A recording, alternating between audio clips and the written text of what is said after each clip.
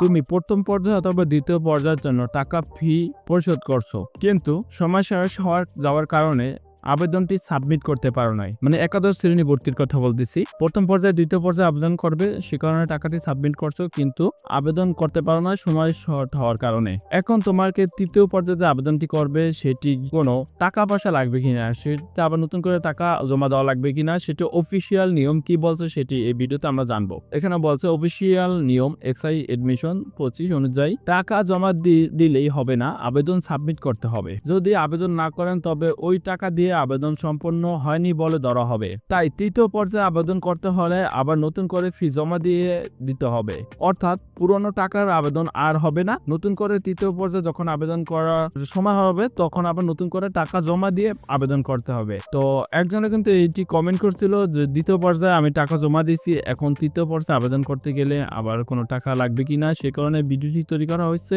কোনো বিষয়ে জানার প্রয়োজন হলে অবশ্যই কমেন্টে জানাবেন, ইনশাল্লাহ আমি আপনাদের সমস্যাটি সমাধান দেওয়ার চেষ্টা করব।